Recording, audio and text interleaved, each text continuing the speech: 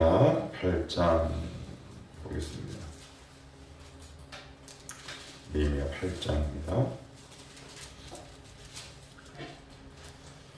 이스라엘 자손이 자기들의 성읍에 거주하였더니 일곱째 달에 이르러 모든 백성이 일제히 수문앞 광장에 모여 학사 에스라에게 여호와께서 이스라엘에게 명령하신 모세의 율법책을 가져오기를 청하매 일곱째 달 초하루에 제사장 에스라가 율법책을 가지고 수문앞 곧 남자나 여자나 알아들을 만한 모든 사람 앞에 이르러 수문앞 광장에서 새벽부터 정오까지 남자나 여자나 알아들을 만한 모든 사람들 앞에서 읽음에 뭇 백성이 그 율법책에 귀를 기울였는데 그때 학사 에스라가 특별히 나무 정변에 서고 그의 곁 오른쪽에 선자는 마따디아와 스마와 아나니아와 우리야와 헬가와 미야세야 그의 왼쪽에 선자는 우리야와 미사엘과 말기야와 하순과 하스바다나와 스가랴와 이솔람이라. 에스라가 모든 백성 위에 서서 그들 목전에 책을 펴니 책을 펼 때 모든 백성이 일어서니라. 에스라가 위대하신 하나님 여호와를 송축하며 모든 백성이 손을 들고 아멘 아멘 하고 응답하고 몸을 굽혀 얼굴을 땅에 대고 여호와께 경배하니라. 예사와 바니와 세레바야와 야민과 곱과 사부대와 호디야와 마아세야와 그리다와 아사랴와 요사밧과 하난과 굴라야와 레위 사람들은 백성이 제자리에 서 있는 동안 그들에게 율법을 깨닫게 하였는데 하나님의 율법책을 낭독하고 그 뜻을 해석하여 백성에게 그 낭독하는 것을 다 깨닫게 하니 백성이 율법의 말씀을 듣고 다 오는지라 총독 느헤미야와 제사장 겸 학사 에스라와 백성을 가르치는 레위 사람들이 모든 백성에게 이르기를 오늘은 너희 하나님 여호와의 성일이니 슬퍼하지 말며 울지 말라 하고 느헤미야가 또 그들에게 이르기를 너희는 가서 살찐 것을 먹고 단 것을 마시되 준비하지 못한 자에게는 나누어 주라. 이날은 우리 주의 성일이니 근심하지 말라. 여호와로 인하여 기뻐하는 것이 너희 아닙니다. 레위 사람들도 모든 백성을 정숙하게 하여 이르기를 오늘은 성일이니 마땅히 조용하고 근심하지 말라 하니 모든 백성이 곧 가서 먹고 마시며 나누어 주고 크게 즐거워하니 이는 그들이 그 율법주를 기하니라. 그 이튿날 뭇 백성의 족장들과 제사장들과 레위 사람들이 율법의 말씀을 밝히 알고자 하여 학사 에스라에게 모여서 율법에 기록된 바를 본즉 여호와께서 모세를 통하여 명령하시기를 이스라엘 자손은 일곱째 달 절기에 초막에서 거할지니라 하였고 또 일렀을 때 모든 성읍과 예루살렘에 공포하여 이르기를 너희는 산에 가서 감람나무 가지와 들 감람나무 가지와 화석류 나무 가지와 종려나무 가지와 기타 무성한 나무 가지를 가져다가 기록한 바를 따라 초막을 지으라 하라 한지라.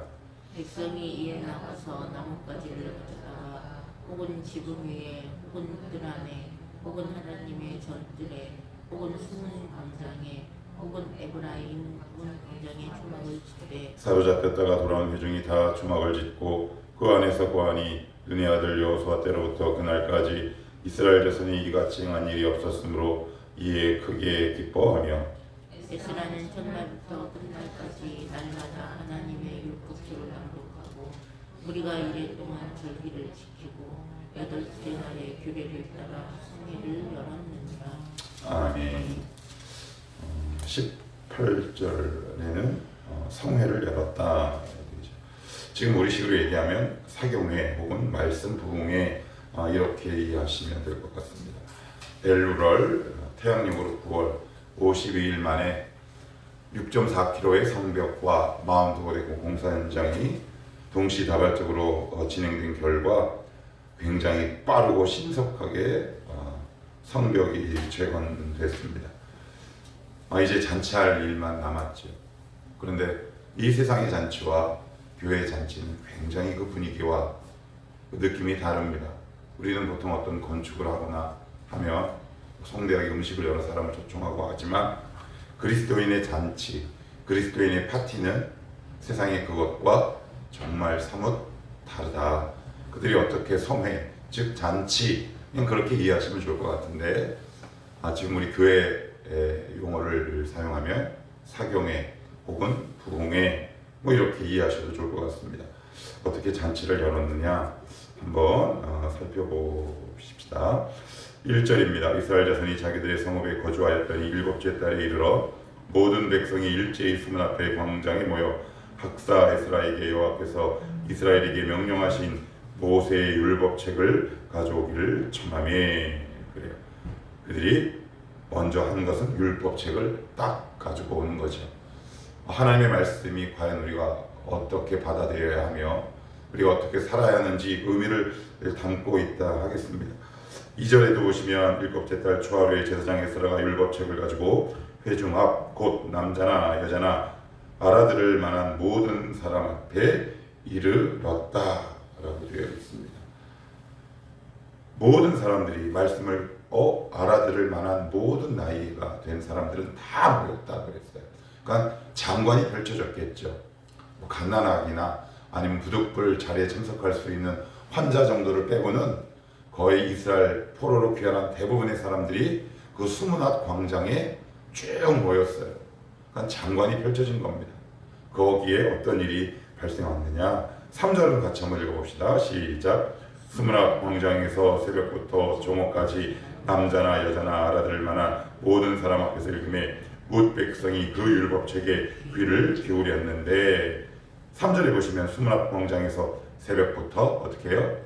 정오까지. 그러니까 여기서 새벽은 동특이 바로 전, 한 지금 정도라고 이해하시면 되고, 정오는 12시요. 그러니까 대략 약 몇 시간 정도 있었던 거예요? 6시간. 히브리 사람들은 하나님의 말씀이 선포될 때, 이 뒤에도 나오지만 일단 일어서고 말씀을 듣는 내내 이렇게 서 있습니다. 그러니까 모든 사람이 6시간 동안 서서 그 율법을 낭독하고 해석하는 그 일에 귀를 기울였다라고 되어 있어요. 예전에는 귀를 기울였나요? 안 기울였나요? 귀를 기울인 적이 별로 없어요. 그런데 왜 이렇게 귀를 기울였을까요? 성벽 어렵게 재건했잖아요. 포로로부터 어렵게 돌아왔잖아요. 하나님께서 불로 한 영혼을 태우시기 시작합니다.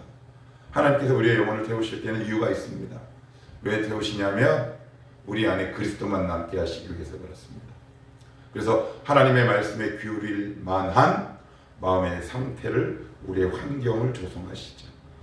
우리가 아무리 하나님 잘 살게 해주세요, 물론 그 사람이 맞는다면 그렇게 해주시겠죠.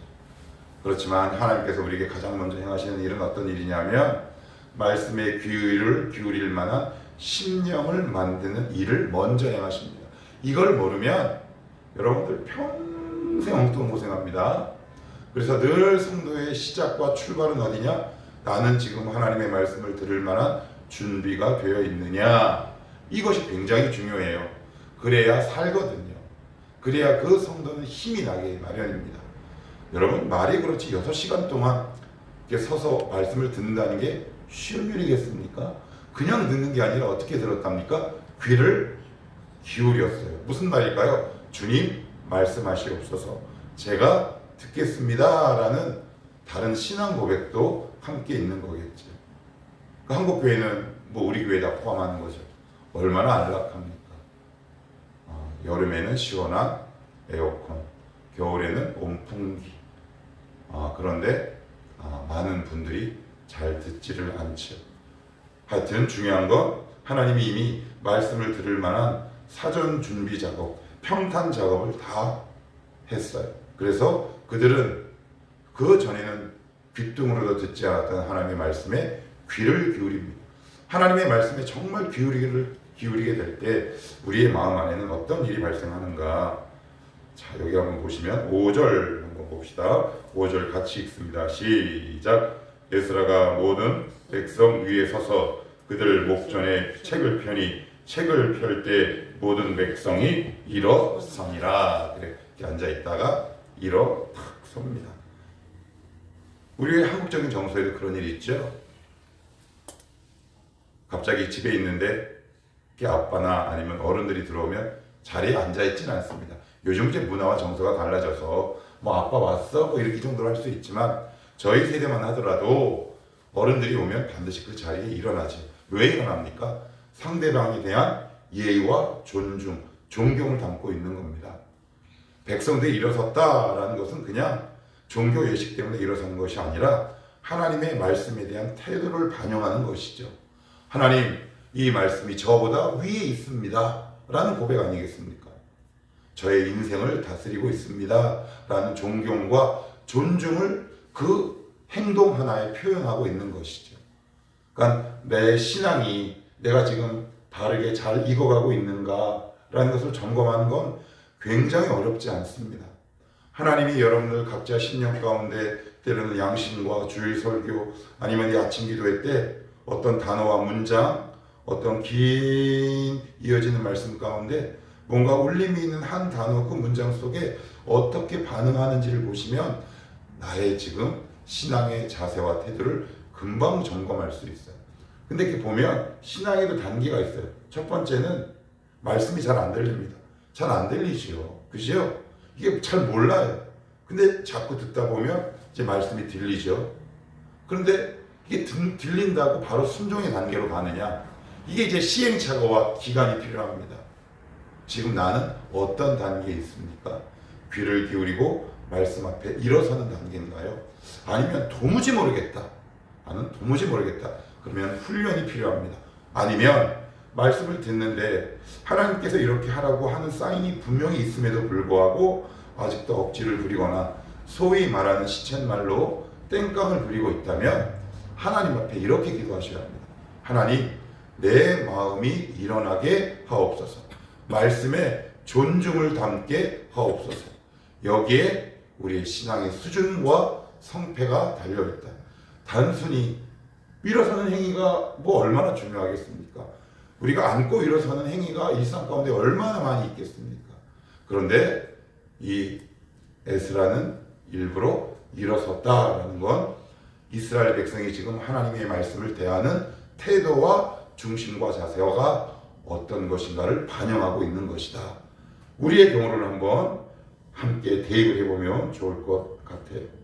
그래서 이런 말이 있잖아요. 제가 예전에도 한번 주일 아침에도 주일 설교 때도 말씀을 드린 적이 있는데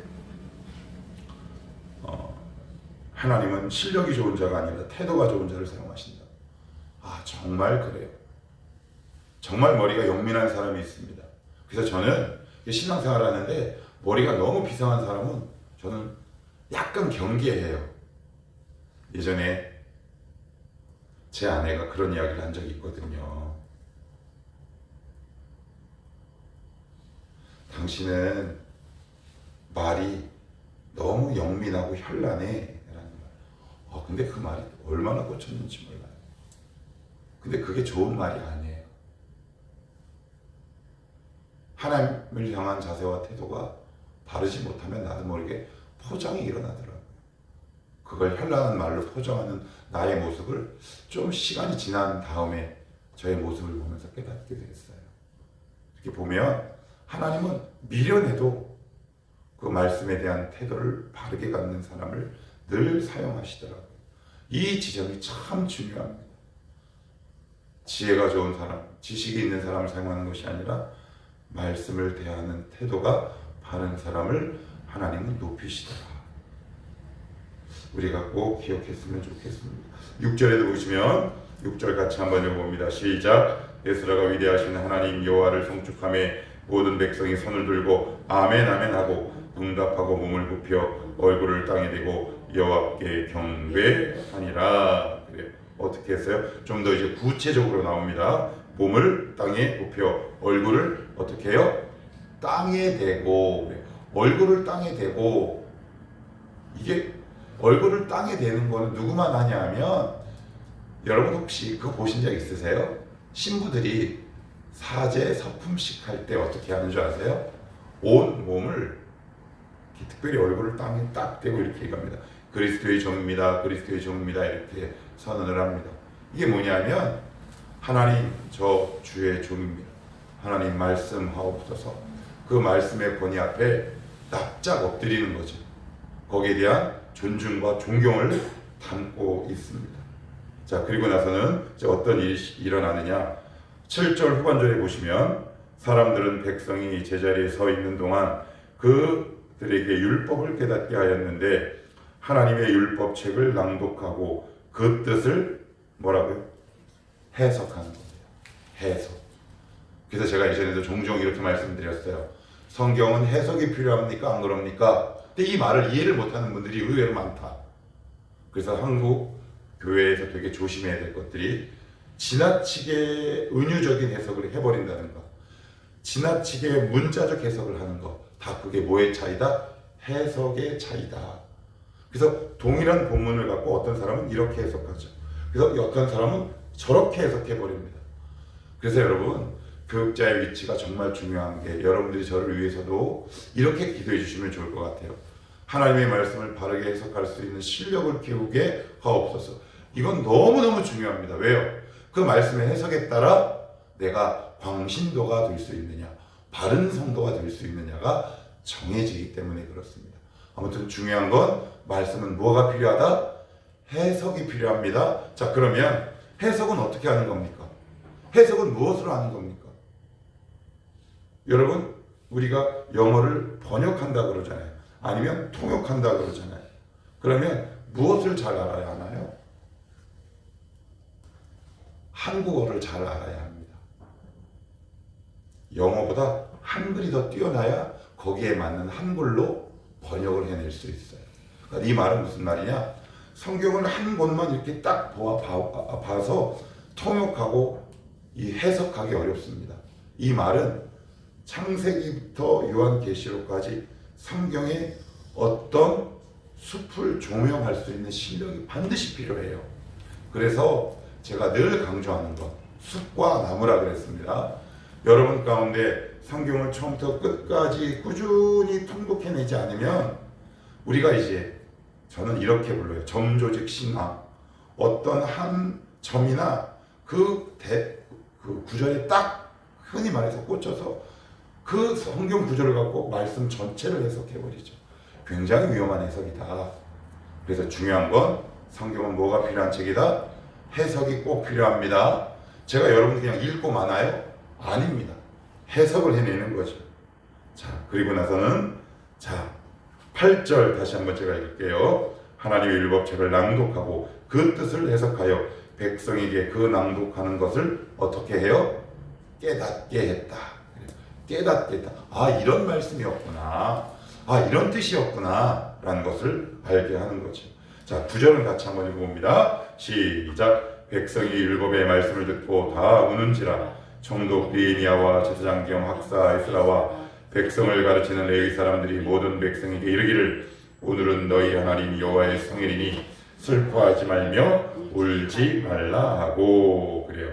울지 말라 하고. 그래요. 이게 무슨 말일까? 여호와의 성일이니, 이제 물론 문자적인 의미로는 이제 8절 하나님께서 딱 지정하신 그 절기 가운데 우니까 울지 말아라. 그래요. 그러면 지금은 여호와의 성일, 하나님의 성일은 언제일까요? 뭐 주의 날이죠. 자, 그러면 조금 더 확대해 봅시다. 성일, 성스러운 날은 주일만 성스러운 날입니까? 아니죠. 하나님과 함께하는 그 하루가 성일인 거죠. 그치요? 예, 그런데 여기 보시면 뭐라 그래요? 슬퍼하지 말며 울지 말라. 근데 지금 이 백성이 뭐 하고 있어요? 울고 있잖아요. 울고 있어요. 울고 있어요. 막 우리가 하나님 말씀을 듣고 우리 가슴을 치며 회개합니다. 그럴 때 하나님이 우리에게 이렇게 말씀하시죠. 울지 마. 울지 마라. 이것이 정말 너에게 기쁜 일이다. 기쁜 날이다. 이렇게 말씀하고 있어요. 이게 너무 역설인 거죠. 너무 역설인 거예요. 나는 지금 너무 슬픈데 이것이 오히려 나에게 기쁜 일이 될 수 있다라고 오늘 성경은 말씀하고 있는 겁니다. 그래서 오늘 뭐라고 얘기하냐면 10절 같이 한번 읽어볼게요. 자, 10절 시작. 느헤미야가 또 그들에게 이르기를 너희는 가서 살진 것을 먹고 단 것을 마시되 준비하지 못한 자에게는 나누어 주라. 이날은 우리 주의 성일이니 근심하지 말라. 여호와로 인하여 기뻐하는 것이 너희의 힘이다. 너희의 힘. 그러니까 이 힘의 근원은 뭐예요? 기쁨이에요. 이 기쁨은 어디서부터 나오는 겁니까? 눈물에서 나와요. 근데 단순히 한의 설이 눈물입니까? 무엇으로 인한 눈물입니까? 은혜 받아서 흐르는 눈물입니다. 말씀 때문에 흐르는 눈물이지요.